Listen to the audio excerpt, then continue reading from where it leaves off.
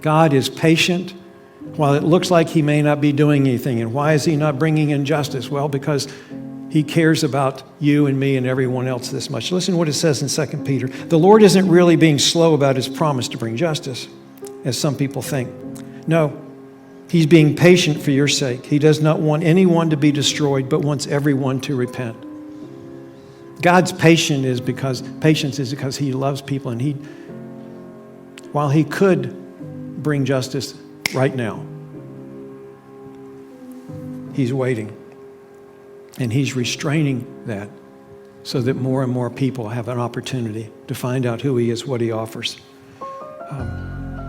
There's a huge implication here for you and me, because those of us that are followers of Jesus are called to imitate him. Imitate his love and his patience and his long suffering or his endurance.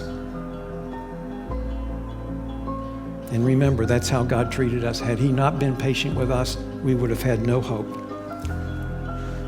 He continues to offer his love, his offer of forgiveness and adoption into his family.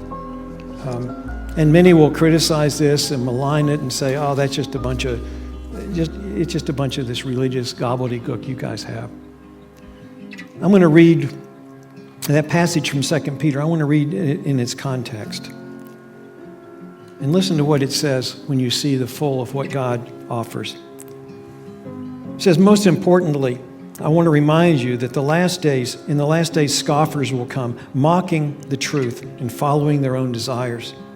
They will say things like this: what happened to the promise that Jesus is coming again? From before the time of our ancestors, everything has remained the same.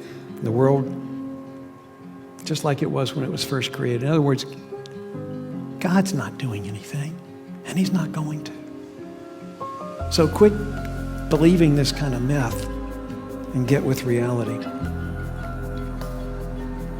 Said they deliberately forget that God made the heavens long ago. It's what we've been reading in Genesis, by the word of his command. And they brought the earth out from the water and surrounded it with water. And then he used the water to destroy the ancient world with a mighty flood. This is what we've just read. And tomorrow night at our Bible study prayer night, we'll be discussing this thing about Noah and the ark and the flood that God sent that wiped out all of the world except for Noah's family. The world was absolutely decrepit and wicked. And God, and you can say, well, that's just kind of Christian. You can look at any of the historic religions, and there's evidence that they talk about this worldwide flood that happened. It was catastrophic. It happened then, and God made a promise. He said, I will not do this again. I will not destroy the world like I did this time until the end, and I'll never do it by the flood. It's going to completely burn up at the end. And by the same word, it goes on to say, the present heavens and earth have been stored up for fire. They are being kept for the day of judgment when ungodly people will be destroyed. But you must not forget this one thing, dear friends. A day is like 1,000 years to the Lord, and 1,000 years is like a day. The Lord isn't really being slow about his promise, as some people think. No, he's being patient for your sake. He does not want anyone to be destroyed, but wants everyone to repent. But the day of the Lord will come as unexpectedly as a thief. Then the heavens will pass away with a terrible noise, and the very elements themselves will disappear in fire, and the earth and everything on it will be found to deserve judgment. There will be a time when justice and judgment are finally done.